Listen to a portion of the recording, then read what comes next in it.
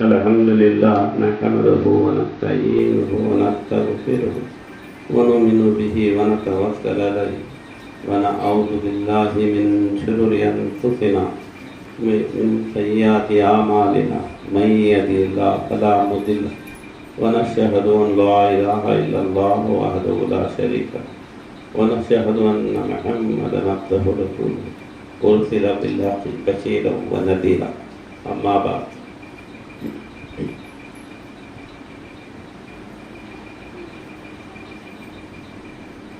అనంత కరుణామయుడు, అపార కృపాశీలుడు, అమిత దయ కలిగిన వాడు, సర్వలోక సృష్టికర్త అయిన అల్లాహ్తో మనం ఇక్కడ ఆసీనులం కాగలిగాం.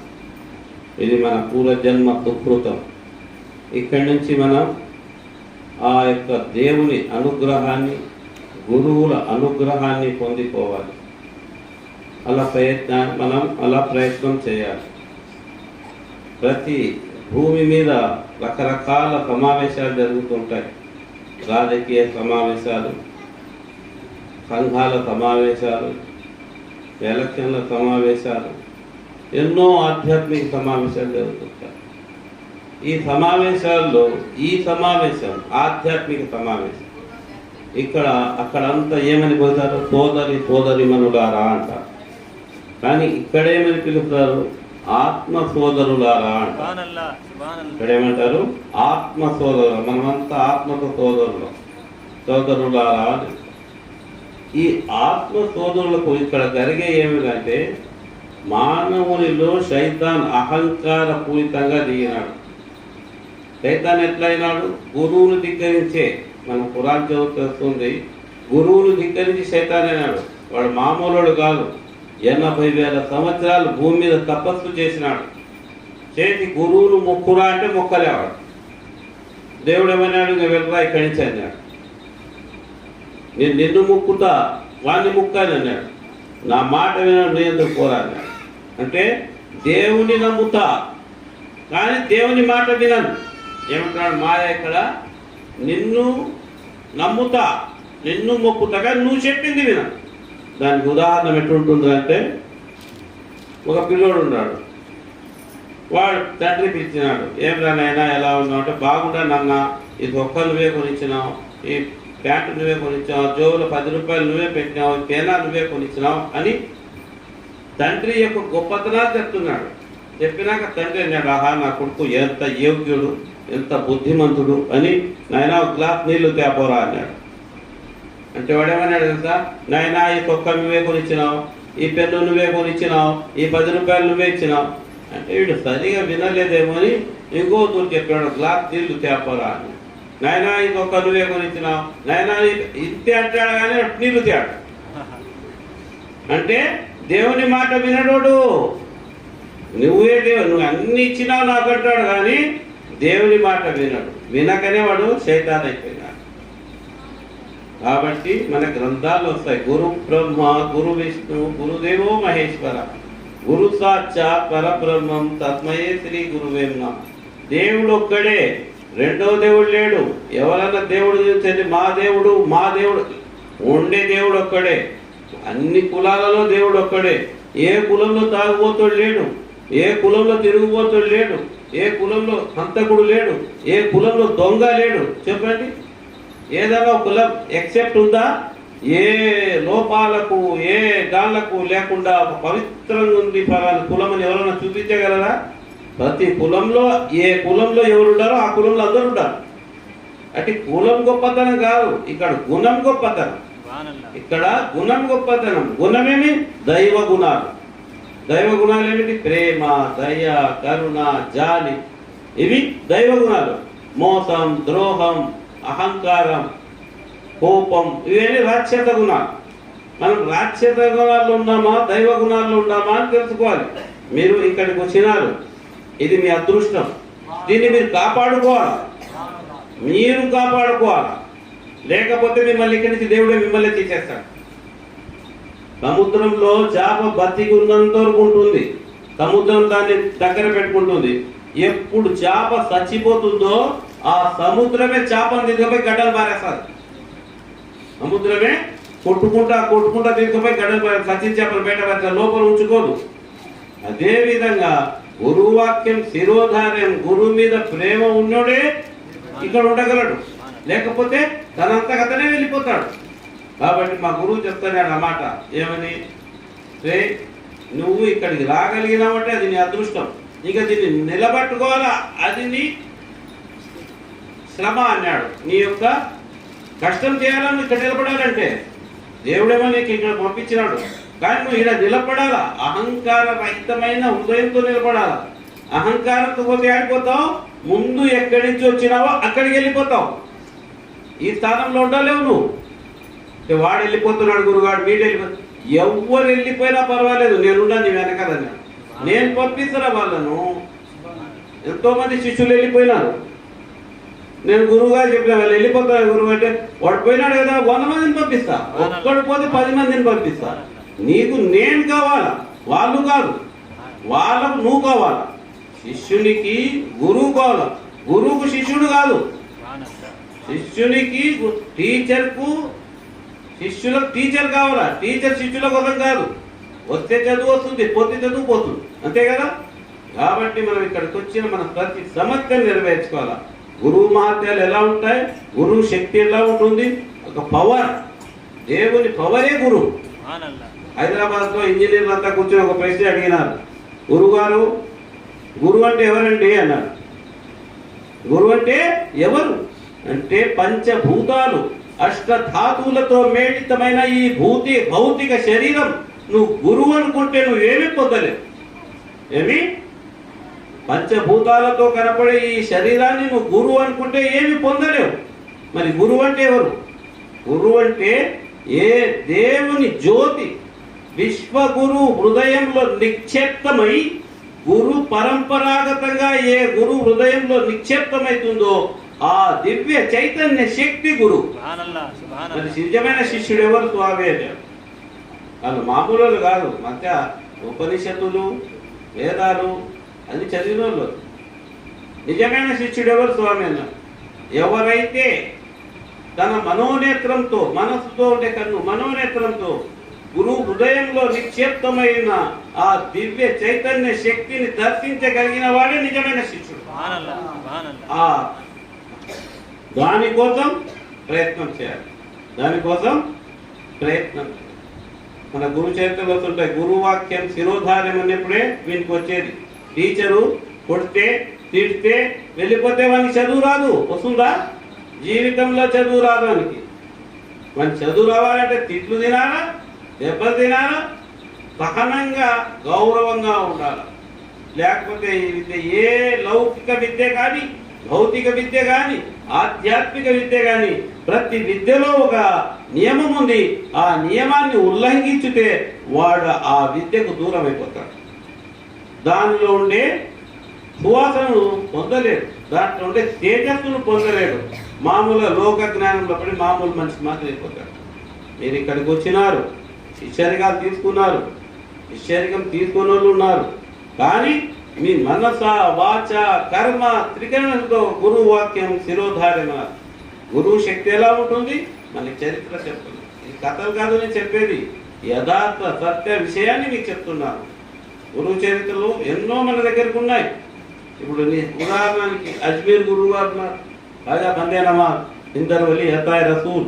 ఆ గురువు గారు గురువు దగ్గర తాష్కండ్ బుఖారా అనే రష్యాలో ఆ రోజుల్లో 800 సంవత్సరాల కిందట పెద్ద అరబ్బీ విశ్వవిద్యాలయం. ఆ విశ్వవిద్యాలయంలో పండితుడు, మహాపండితుడైనాడు. అయిన తర్వాత ఖురాన్లో 57వ పద్యం 4వ వాక్యం దగ్గరకు వచ్చి నిలబడినాడు. ఏమిటి అక్కడ? ఓహు మాకు అయినా మాకుంటు. అర్థమేమి? నువ్వు ఎక్కడుండవో అక్కడనే దేవుడు ఉన్నాడు అన్నాడు. దేవుడు అన్నాడు, మీరు ఎక్కడ ఉండారో నేను అక్కడే ఉన్నాను నాయన అన్నాడు. ఆ విషయాన్ని ఆ పెద్ద పండితుడు అంటే వాళ్ళ గురువులకు చెప్పాడు ఆయన. గురువుగారు మనం ఎక్కడ ఉంటే దేవుడు అక్కడే ఉన్నారని. ఎలా ఉన్నాడు చూపియండి అన్నాడు. వాళ్ళు ఏమన్నారు? దాంట్లో రాసింది కదా, మేము చెప్పాం అంతే. నువ్వు దాన్ని చూడాలనుకుంటే అన్వేషించు అన్నారు. ఏమన్నారు? అన్వేషించు, వెతుకు అన్నారు. మన రక్తంలో పురుగులు ఉన్నాయి, బ్యాక్టీరియా ఉంది కదా, వైట్ షెల్ ఉంది, రెడ్ షెల్ ఉంది, malaria symptoms, typhoid symptoms, pneumonia symptoms, cancer symptoms, ఇన్ని రకాల పురుగులు ఉంటాయి మన రక్తంలో. మనకు కానొస్తు ఉన్నాయా? కేవలం మనకు ఎర్రగా మాత్రమే కానొస్తుంది. ప్రతి రక్తం ఒకే మాదిరి కానొస్తుంది. కానీ దాంట్లో ఉండే బ్యాక్టీరియా వేరు. అదేవిధంగా మనం మనుషులం ఉంటాం, మనలో ఉండే ఆత్మ వేరు. ఆ బలోపేతమైన ఆత్మ, తేజోవంతమైన ఆత్మే ఆ గురువు. ఆ గురువు గారు ఏం చేశారు? వెతుకుతా పోయారు. ఆమెకు తెలిసింది ఇరాన్లో ఉస్మాన్ హారూన్ అనే ఒక పల్లెటూరులో ఓ గురువు ఉన్నాడు పోండి అన్నారు. అక్కడికి పోయినాడు. ఆయన పండితుడు కాదు, పామరుడు కాదు, మహావిజ్ఞాని కాదు, దైవ వాక్యాలను స్థిరంగా అన్వేషించినవాడు. చదివి వదిలినోడు కాదు, అన్వేషించినోడు. అతను నిజాము గురువుగారు అక్కడికి పోయారు. బండి నవాజ్ అజ్మీర్ గురువు గారు పోతే ఆయన ఏమన్నా అడిగినాడు. అడిగితే నవ్వినాడు. ఆయన నవ్వి అన్నాడు, ఆ చెప్పులు కూడా పోయి కూర్చోపోరా అన్నాడు. ఏమన్నాడు? ఆ చెప్పులు ఉన్నాయి చూడ, ఆడ కూర్చోపో అన్నాడు.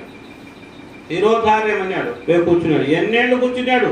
20 ఏళ్ళు కూర్చున్నాడు. తన చెప్పులు కూడా పిలిస్తే రావాలా, చెప్తే వినాలా, వెళ్ళిపోవాలి. పిలిస్తే రావాలా, చెప్తే వినాలా, వెళ్ళిపోవాలి. 20 ఏళ్ళు చేసినాడు అతను. 20 ఏళ్ళ తర్వాత అతనికి జ్ఞానబోధ అయింది. అప్పుడు ఇతను ఒక విషయం చెప్పాడు. అతను ఆ విషయాన్ని తీసుకున్నాడు, వెళ్ళిపోయాడు.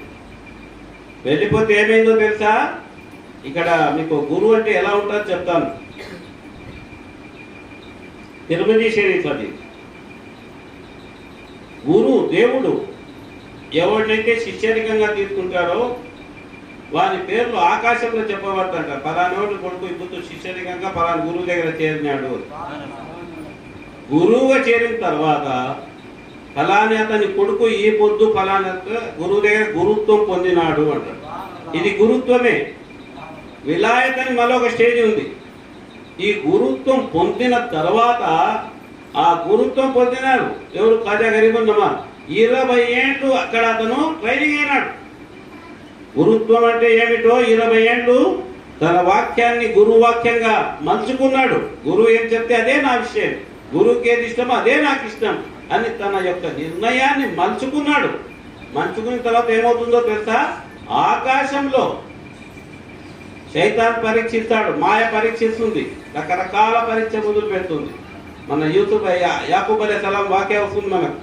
యాకూబ్ అలైహిస్సలాం ప్రవక్త, ఆయన మంచి రాజు, మంచిగా ఉంటాడు, బాగుంటాడు, బాగా దైవధ్యానం చేస్తుంటాడు, మంచి పుణ్య పనులు చేస్తుంటాడు. అప్పుడు మాయ వస్తుంది. దేవుడే వాడు గురువులలో పెద్ద గురువుగా పోతున్నాడు, వాడిని నేను పరీక్షించాలా అన్నాడు. అంటే నువ్వు పరీక్షించినా వాడు లొంగడు రా, వాడు పరీక్షలకు లొంగడు, వాడు నా వైపే ఉంటాడు అన్నాడు. కాదు, చూడు నేను పరీక్షిస్తా. వానికి బాగా అందం ఇచ్చినా, మా భూములు ఇచ్చినా, వందలాది ఆవులు ఇచ్చినా, వందలాది గుర్రాలు ఇచ్చినా, జమీందారు జీవితం ఇచ్చినాడు. వాడికి నిన్ను ప్రార్థన చేయడం గొప్ప విషయం ఉంది. నా చేతిగా అని పరీక్షిస్తా అన్నాడు. పరీక్షించుకోపో అన్నాడు. మాయ వచ్చింది మానవ రూపంలో. ఎట్లా వచ్చింది? మానవ రూపంలో వచ్చింది. వచ్చి ఏం చేసింది తెలుసా? అతని యాకూబ్ అలైహిస్సలాంకు సరిపోని శత్రువు హృదయంలో దూరింది. దూరుతాను వాడు ఏం చేసినాడు? రాత్రికి ఆవులను గడ్డిలో విషం కలిపి పెట్టేసినాడు. టక టక టక అన్నీ చచ్చిపోయాయి, గుర్రాలు చచ్చిపోయినాయి. ఇంకా మళ్ళా మనిషి రూపంలో వచ్చినాడు. వచ్చి చూడరా, నువ్వు దేవుడా దేవుడా అంటున్నావు, నీ ఆవులు, నీ ఎద్దులు చచ్చిపోయినాయి, నీ మేకలు చచ్చిపోయినాయి, అన్నీ చచ్చిపోయినాయి, దేవుడు నీ మీద పగబట్టాడు రా, వదిలేరా దేవుణ్ణి అన్నాడు. అప్పుడు ఆయన ఏమని అడుగుతా, అవన్నీ దేవుడే రాయించింది. వెధవా ఏమన్నాడు? ఆ గొర్రెలు ఆ బర్రెలు అన్ని ఇచ్చింది దేవుడే, నేను తయారు చేసినానా, ఆయన ఇచ్చినాడు, ఆయన తీసుకున్నాడు, నాదేముంది అన్నాడు. ఆహా వీడు ఇట్లా లొంగాడు అని మళ్ళీ ఏం చేసినాడు? వాళ్ళ 10 మంది సంతానం ఒక మిద్దెలో పడుకున్నారు. ఆ మిద్దెను కూలగొట్టారు. 10 మంది అట్లే చచ్చిపోయినారు. వద్దనే పోయినారు. పోయి చూస్తే విన్నావరా, నీ మీద పగబట్టినట్రా దేవుడు, వదిలేరా దేవుణ్ణి. చూడు 10 మంది పిల్లలు కంటున్నారు. అతనేమన్నాడు? దేవుడు ఇచ్చాడు, దేవుడు ఇస్తున్నాడు, కదవా నాదే అది, ఆయన నాకు ఇచ్చినాడు. పోయింది. ఇక భూములు ఎండిపోయింది. చూడరా భూములు ఎండిపోయినాయి. ఎండిపోతే ఏముందిరా, ఆయనదే, ఆయన నాకు ఇచ్చినాడు, ఆయన తీసుకున్నాడు, మంది ఏముంది ఆయన. ఇంకా వీడి ఇట్లా లొంగాడు రాని దేవుని దగ్గరికి పోయి, ఏం లే వాడు నీ గురువులు నీ యొక్క జ్ఞానం మీద స్థిరంగా ఉన్నాడు, వాని శరీరం మీద నాకు శక్తి ప్రభావం అధికారమి అని, శరీరం మీద నాకు అధికారమి.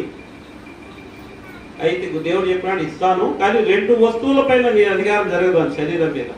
1 నోరు నేలక, 2 హృదయం దేవుణ్ణి ధ్యానించే నోరు, దేవునికి కృతజ్ఞతలు తెలిపే హృదయం. పోయింది, దేవుడు ఇచ్చినాడు, దేవుడు తీసుకున్నాడు అని కృతజ్ఞత భావం కలిగిన హృదయం పైన, ఆ 2 పైన నీ ప్రభావం జరగదు, మొత్తం శరీరం మీద నీ ప్రభావం జరుగుతుంది అన్నాడు. రాత్రి వాడు ఒక మాయ రూపంలో, అంటే ఒక సరిపోని రూపంలోని ప్రవక్త సరిపోని ఉంటారు కదా, వాని శరీరం దూరినాడు. చక్కగా వచ్చి ఐటికి నిప్పు పెట్టాడు. ఎండు కాలిపోయింది, మొత్తం శరీరం అంతా కాలిపోయింది. ఒక్క నోరు మాట్లాడుతుంది అంతే, శరీరం అంతా బొబ్బలే. ఇంకా ఊర్లో ఉండేటోళ్ళ వాసన వస్తుంది అని తీసుకుపోయి ఊరు పెట్టా. యానాథంలో గుడిసెలు వేస్తారు కదా, అట్లా గుడిసెలు వేసి దాంట్లో పెట్టినారు, ఇక్కడ ఉండు. అప్పుడు మాయ మళ్ళీ వచ్చింది.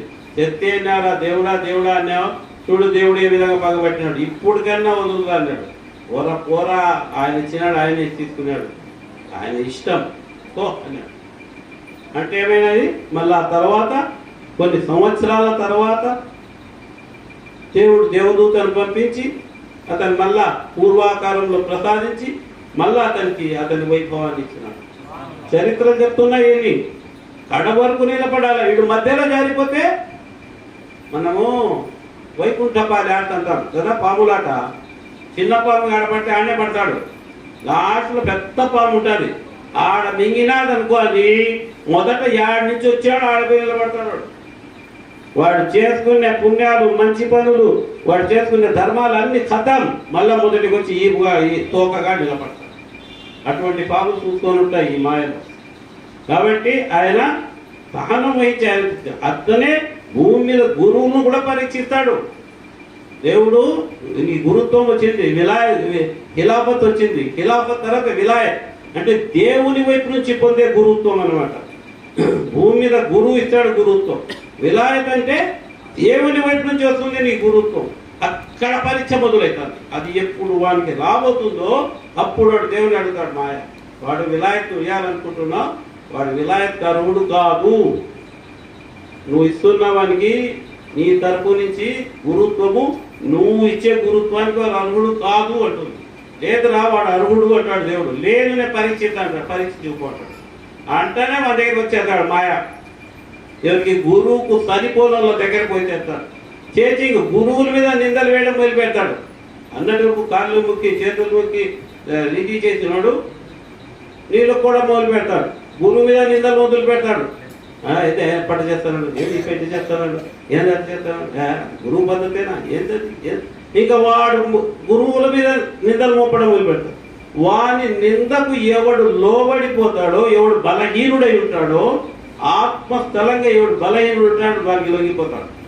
అవును నిజమే, గురువు అయితే ఎట్లా చేస్తాడు, గురు అయితే ఎట్లా చేస్తాడు, గురు అయితే ఎట్లా పడుతుంది. గురువు కాదు అంటే మాయ కాదునదే. నువ్వు పోరా ఇక్కడి నుంచి, మాయ ఏమంటది, నువ్వు పోరా ఇక్కడి నుంచి, మూడు యాడునే వాడి పోరా. నువ్వు ఎందుకురా గురువు దగ్గర, నీకు గురువు దగ్గర ఉండే అర్హత లేదు నాయన, నువ్వెళ్ళు నీ పాత స్థలానికి. మాయ ఎట్లా చేస్తుంది, ఇప్పుడు ఆ విలాయత్ ఇచ్చేటప్పుడు, గురుత్వం ఇచ్చేటప్పుడు శిష్యులకు గురువులకు కూడా పరీక్షిస్తారు. గురువులకు విలాయత్ ఎప్పుడు విలాయత్ అయిపోతుందో, ఎప్పుడు ఆ పరీక్షకు నెగ్గుతాడో అప్పుడు దేవుడు ఏం చెప్తాడు తెలుసా? ఆకాశం పైన దేవదూతలను పిలుస్తాడు. నేను చెప్పేది హదీస్, ప్రవక్త చెప్పిన వచనం.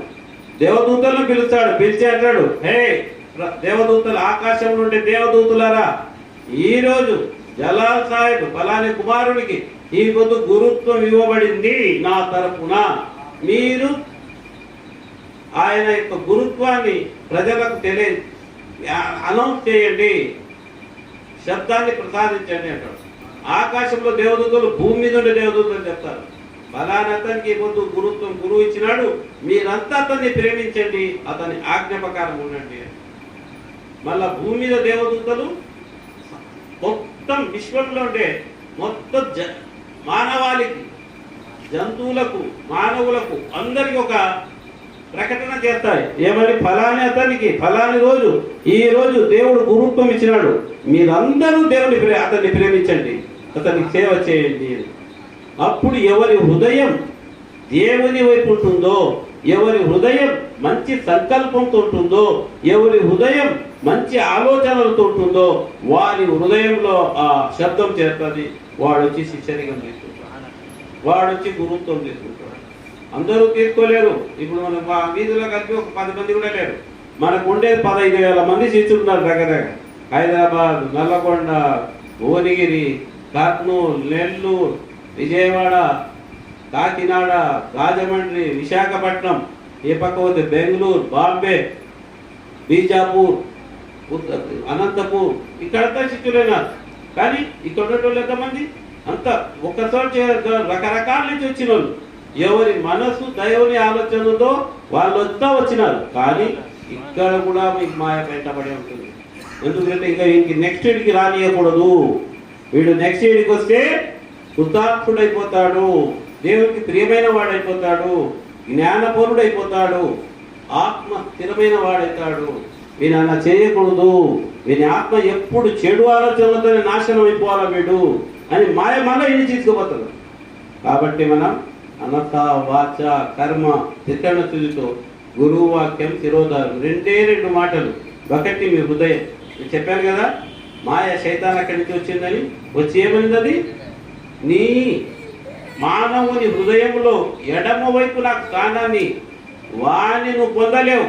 వాని తప్పుడు మార్గంలో నడిపించి తప్పుడు దోల తిప్పి తిప్పి తిప్పి నాశనం చేస్తావని నీ దగ్గరికి రాలేవు. అంటే దేవుడు ఏమన్నాడు? నీ మాట ఇన్నోడు నేను, నా మాట ఇన్నోడు నాకు. నువ్వు ఎడమవైపు ఉంటావు, కుడివైపు నా దేవదూత ఉంటాడు, మధ్యలో ఆత్మ ఉంటుంది, దేవుడు గుంజిన ఆత్మ. ఎడమ కుడి పక్కనే ఉంటాడు, దేవదూత అంటాడు. దేవదూత సలహా ఇస్తాడు, రే గురువు మొదలకు, దయప్రార్థన చేయకు, తప్పులు చేయకు, వద్దు వద్దు అని వీడు చెప్తాడు. ఈ పక్క ఏంటాడు, ఇవన్నీ చూసినాం లేదా, ఇక్కడ గురువును చూసినాం, అడ్డా చూసినాం, ఇట్లా చక్కని వీడు మారుస్తాడు. ఈ మధ్యన జరుగుతుంటుంది దశ. వీరి పుణ్యం ఎక్కువైతే దేవదూత ఉపయోగిస్తాడు, పాపం ఎక్కువైతే దయ్యం దగ్గర వెళ్ళిపోతాడు. వెళ్ళిపోయి గురువును తృణీకరిస్తాడు, గురుస్థానం నుంచి వెళ్ళిపోయి ఆ శైతానుల దయ్యాల సమూహంలో కూర్చొనిస్తాడు. కాబట్టి మనం దైవ సమూహంలో ఉండాలి. అట్లనే ఆ గురువు గారికి ఎటువంటి శక్తి ఇచ్చినాడు? అజ్మీర్ గురువు గారికి మన చరిత్ర చెప్తుంది. అజ్మీర్ గురువు గారు వస్తారు, అజ్మీర్కి వచ్చి ఒక స్థలంలో, ఒక మైదానంలో కూర్చుంటాడు తన శిష్యగణంతో.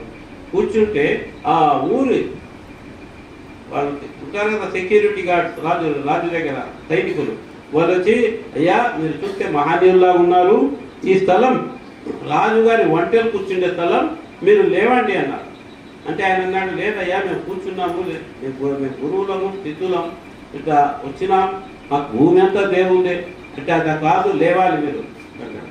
ఇక్కడ రాజుగారి ఒంటెలే కూర్చుంటాయి. సరే ఆయన ఏమన్నారు, గురుగారు ఒంటెలు కూర్చుంటాయా అన్నాడు. అవును అంటే ఒంటెలు కూర్చుంటాయిలే అని లేచి. ఆ రాజు తల్లి మహా గురువుల సేవ చేసే మహాతల్లి, మహాజ్ఞానురాలు. ఆమెకు ఒక ఆయన చెప్తాడు, ఈ ఉత్తరప్రదేశ్ నుంచి ఒక యోగి వస్తాడు, అతని మాట తిరస్కరిస్తాడు, నీ కొడుకు రాజ్యం పతనం అవుతుంది. ఇంకా సైనికులు చెప్తే ఆమె తొందర గురువు దగ్గరికి పోయి, గురువుగారు మాకు యోగులు చెప్పినారు, ఆ గురువు మీరే, మాకు అనుమానం లేదు, కానీ నా కొడుకు మూర్ఖుడు, వినడు, తాగుబోతుడు, దుర్మార్గుడు, వాడు వినడు, వాడిని క్షమించండి అంటారు. ఎందుకంటే ఆ ఒంటెలు లేయవు, కూర్చున్న ఒంటెలు ఎంత కొట్టినా లేయవు. ఆ తల్లి పరుగున చెప్తే అప్పుడు చెప్తా లేస్తాయిపో ఒంటెలు అంటాడు. లేస్తాడు. నేర్చినాక ఇక ప్రజలంతా గురువు గారి దగ్గర కూడా మొదలు పెడతారు. పోరాటానికి వాళ్ళ దగ్గర ఉంటారు కదా కొందరు, రాజు మెప్పు పొందాలని వాళ్ళు ఉంటారు కదా మూర్ఖులు. వాళ్ళని చెప్పినారు వీళ్ళంతా గురువు దగ్గర పోతున్నారని. దేవుడు రాజా అంతా గురువు దగ్గర పోతున్నారు, నీ రాజ్యాధికం పోతుంది, నీ పెద్దరికం పోతుంది, నువ్వు పతనం అయిపోతావు. మళ్ళీ ఏం చేయాలి అతనికి అన్నా. ఏంటంటే అనాసాగర్ అనే అజ్మీర్లో ఒక చెరువు ఉంది. ఆ చెరువులో నీళ్లు వాళ్ళకి తీయొద్దు, అది నీళ్ళు లేకపోతే వెళ్ళిపోతారు, మన ఊరు వదిలేసి వెళ్ళిపోతారు. సరే అని అనాసాగర్ ఆ చెరువు చుట్టూ సైనికులు కాపలా పెట్టి ఎవరైనా నీళ్లు తాగొచ్చు. తాజా గరీబ్ నమాజ్ ఆయన శిష్యులు ఎవరైనా సరే నీళ్లు తాగేదానికి లేదు. ఎవరైనా కడవ తెస్తే పగలగొట్టి కొట్టి పంపించారు. శిష్యులు పోతారు, శిష్యులు పోతే ఏం చేస్తారు, వాళ్ళు కొట్టి పంపిస్తారు. గురుగారి వస్తారు, గురువర్య వాళ్ళు కొట్టి పంపించారు నీళ్ళకపోతే మనం ఇక్కడ బతకలేం. పక్కనే జోధ్పూర్ ఉంది, ఆ జోధ్పూర్ రాజు భంగపోతున్నాడు, మీ పాదం మా రాజ్యంలో మోపండి, సాల్ మీరు రాండి, మీకు ఏం కావాలంటే అది కట్టిస్తాం అని జోధ్పూర్ రాజు భంగపోతున్నాడు. మనం వెళ్ళిపోతాం బా రాజా గురుగారు, గౌరవం లేనితట మనకెందుకు. ఆయన అన్నాడు లేదు పోయేది లేదు, ఉండు ఇటు వచ్చినా కదలేది లేదు అని ఏమన్నాడు. ఆ కాయ ఇది ఇందా నీళ్ళది వాళ్ళ దగ్గర ఒక గిన్నె మాదిరి ఉంటుంది, తీసుకుపోయి చెప్పు ఆ అనాసాగర్కి చెప్పు, అనాసాగరు నువ్వు రా ఇంట్లోకి తొట్లోకి. ఊరికి ఆయన గిన్నె పట్టుకొని శిష్యుడు నిలబడతాడు, గురువు ఆజ్ఞని నువ్వు చెరువు దీంట్లోకి రా అన్నాడు. మొత్తం చెరువు వచ్చేది అక్కడ పడిపోయింది. ఆడ నీళ్లు ఉన్నాయా అనేసి కూడా లేడు, ఆడ అంత ఎండిపోయినట్టుంది. ఆడ చూసిన తెల్లవారిపై చూస్తే ఏముంది, నీటి చుక్కలే. అజ్మీర్ ప్రజలంతా హాహాకారం మొదలుపెట్టారు, నీళ్లు లేవు. వీళ్ళకేమో ఇక్కడ ముంచుకంటే నీళ్ళు వస్తాండే, ఆ గిన్నెలోంచి ముంచుకంటే నీళ్ళు వస్తాండే, ముంచుకంటే గిన్నె. ఇక మళ్ళా వాళ్ళ అమ్మ పోయింది, ఎవరమ్మా కొద్దిగా రాజు భార్య, ఆ తండ్రి మళ్ళా ఉత్తూరు తప్పైంది, ఈ తూరు నా కొడుకు తప్పు చేయకుండా నేను అతన్ని కఠినం చేస్తాను, నా మాట ఏనండి, వాడిని వదిలేయండి అంటే సరే ఇక తల్లి మాట. రెండో తూరికి పో అని అన్నాసాగర్కి అంటాడు, వెళ్ళి అక్కడికి అంటాడు. అంటే నా నీళ్ళని పోయి దాంట్లో నిండిపోతాడు.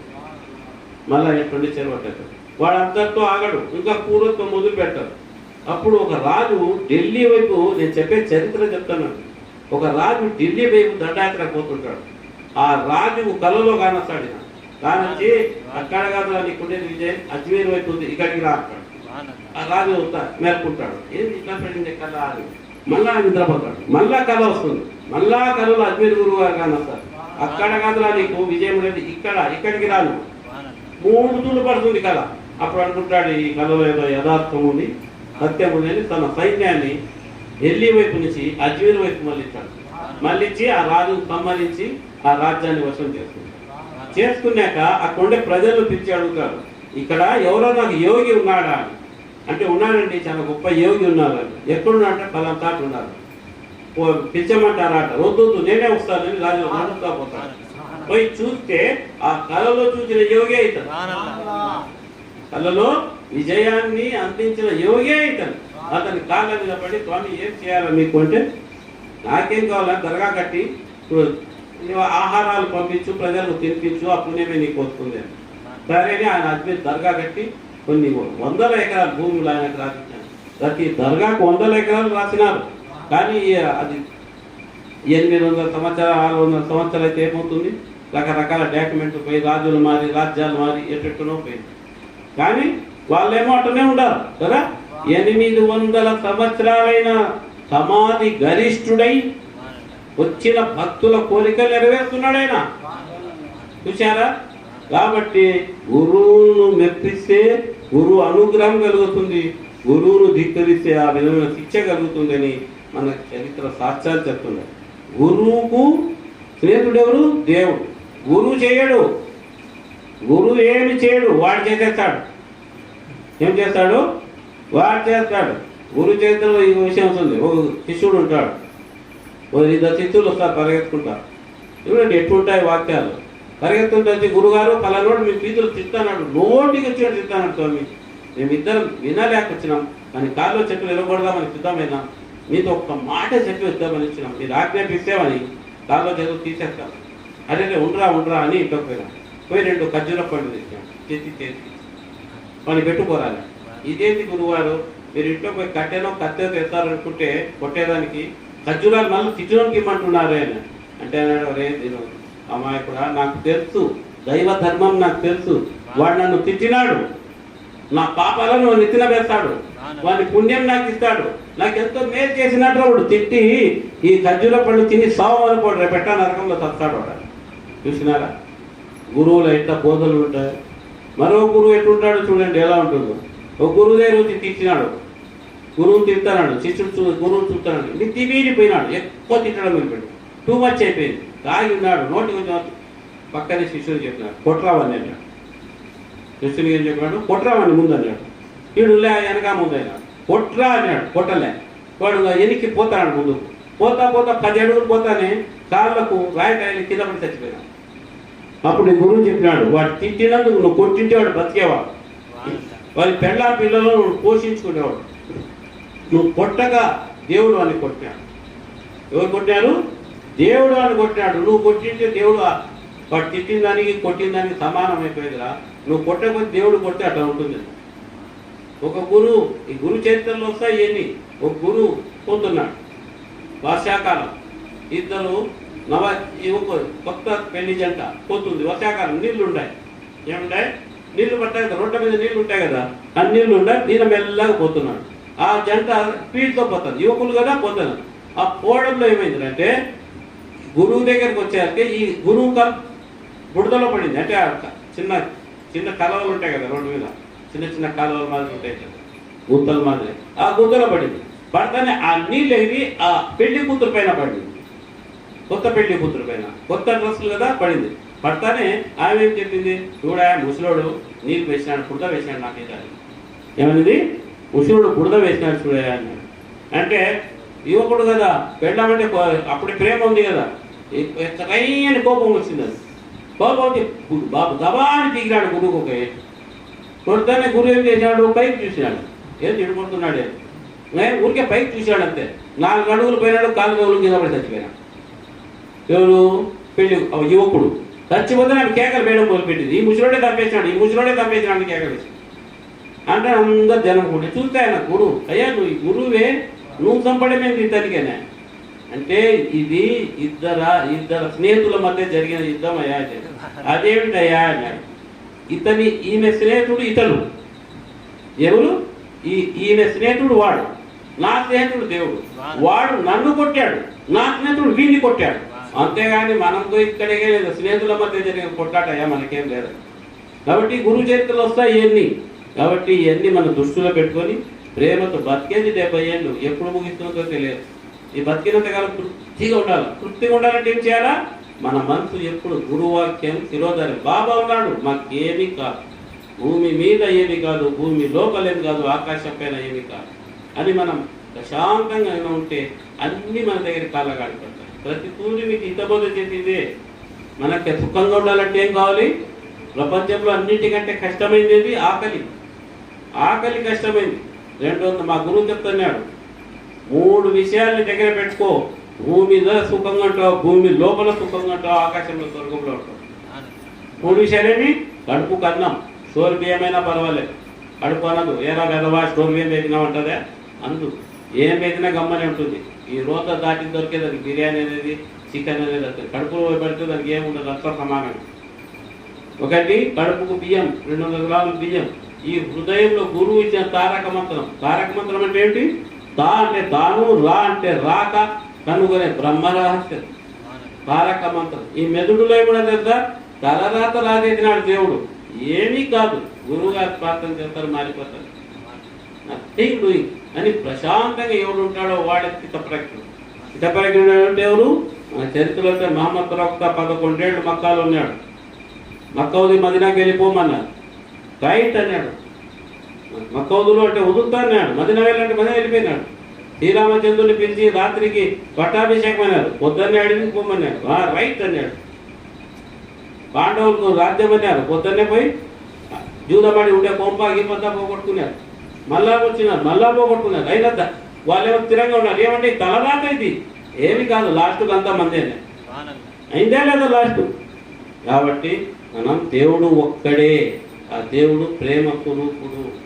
ప్రేమ, త్యాగం, దయ, కరుణ, జాలి, ఈ దైవ గుణాలతో మనం అలంకృతం కావాలి. రాక్షస గుణాలతో అలంకృతమైతే ఆ రోజే మన ప్రభావం చూపిస్తుంది. ఆ తర్వాత ఏడుతూ కూర్చోవాల్సింది మన పాదాలు. కాబట్టి మనమంతా దైవ గుణాలతో అలంకృతమవుతాం. ఏదైనా సందేహాలు ఉంటే మనకు ఫోన్ చేయొచ్చు, మాట్లాడవచ్చు. నాకు అంతా తెలిసే నేను చెప్పను. మా గురువు నాకు ఎంత చెప్పినారో అంతే చెప్తాను నేను. చెప్తామాలా